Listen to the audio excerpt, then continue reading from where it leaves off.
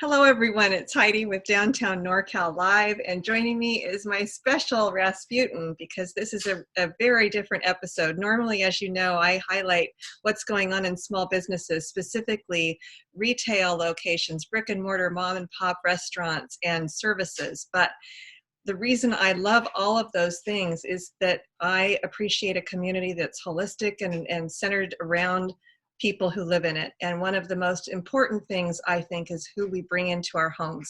So joining me today is Officer Stephanie Amato, who is the acting manager of the Yolo County Animal Services Shelter. Welcome, Officer Amato. Thank you for having me, Heidi. So if I refer to you as Stephanie, is that okay since you're non-uniformed now? Absolutely, absolutely, yes. Great. So tell me what's going on at the shelter. I mean, we're all thinking about the human tragedy, but there is a lot that has changed in your operations. Can you go through briefly what we might see out at the shelter if we were able to go? Yeah, actually right now, so the gates, which normally are open during our business hours, are closed, but we are there. So we've been just managing all of the calls for service as far as still the sick and injured, our normal things that we provide for the citizens, but the gates are closed. So people, when they do come, you need to call.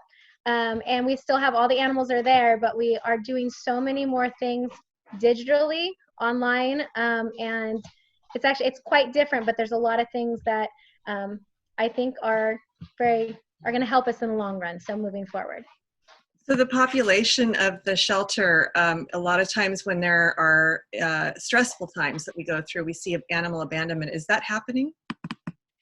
Right now, actually, no. So our population for dogs has been averaging about between 20 and 25 dogs for us, which is really good. And for the first month, so we shut the gates right around March, I think 17th, if I'm remembering correctly, all the dates, you know, how everyone kind of go together. But we have had no cats. So people were working with owners to either rehome on their own, but people have not been surrendering more than normal. We've taken a few in, but nothing that we were actually anticipating. So very positive in that aspect. It is. Now, I understand you had a big effort to move animals right when this started into more foster homes. Can you talk about that effort?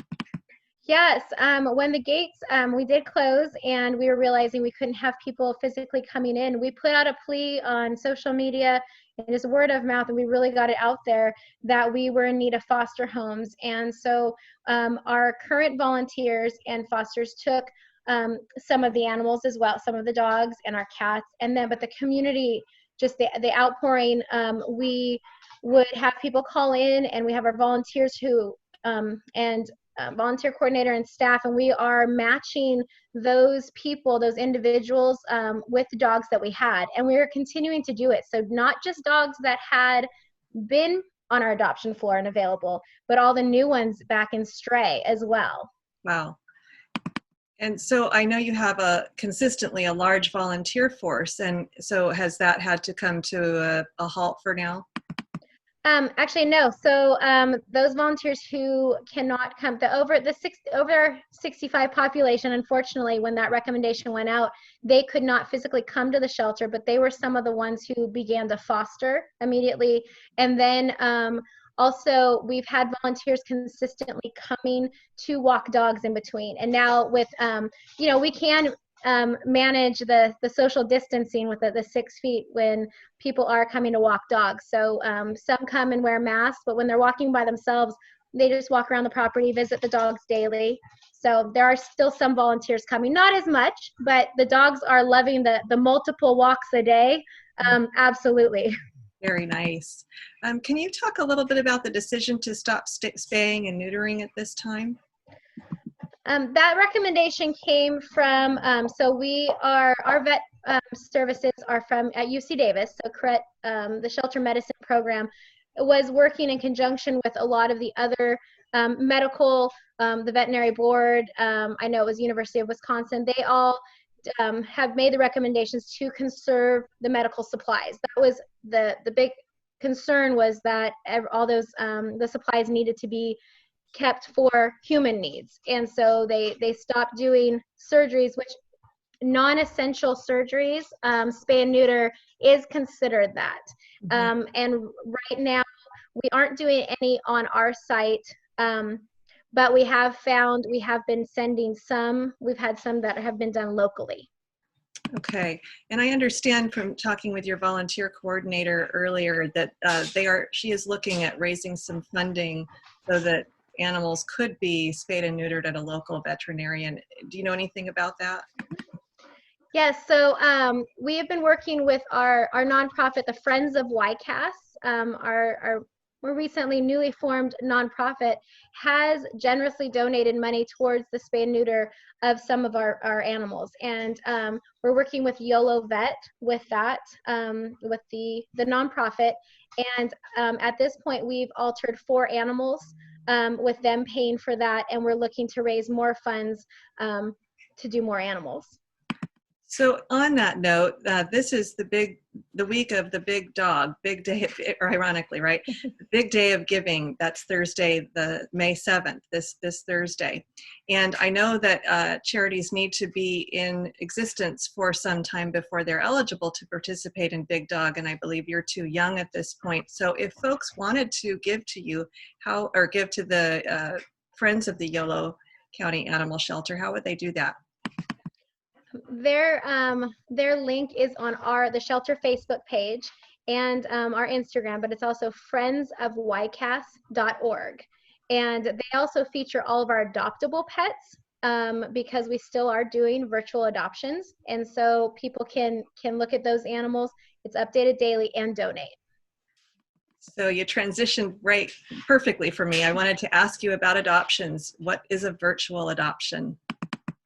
So any person who either brings the animal in, because we are still, accepting animals that are found stray, if they would like to adopt the animal, we have been helping to facilitate that with little to no contact at the shelter.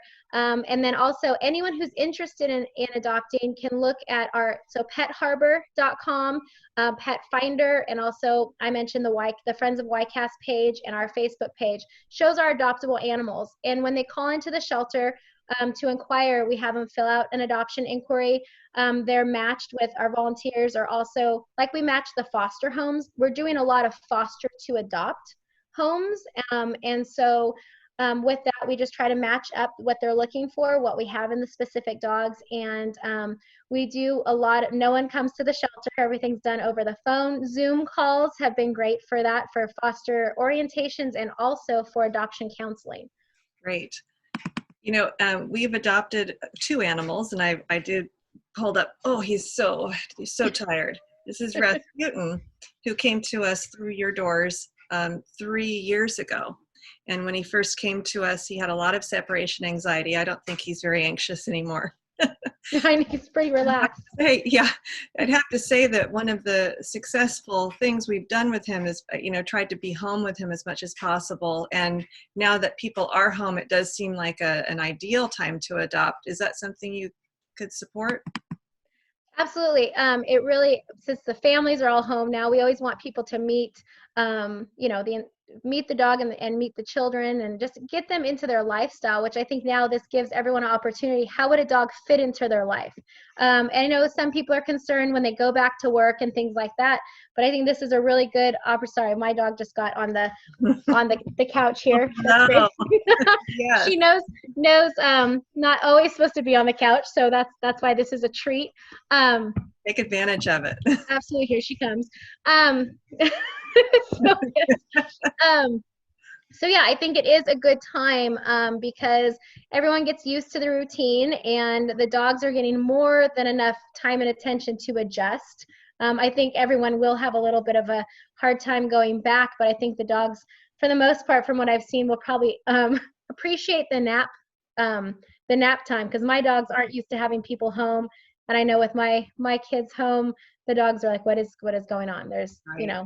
When's our nap time? But it is a really nice time. People have, I think, considered adopting more because everyone is home and they realize they can fit those animals into their schedules and lives. Great point. All right.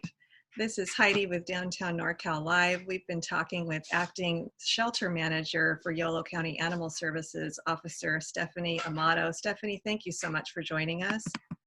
Thank you for having me. I do these interviews Monday through Friday and sometimes Saturday, so I hope to see you all tomorrow. Bye-bye.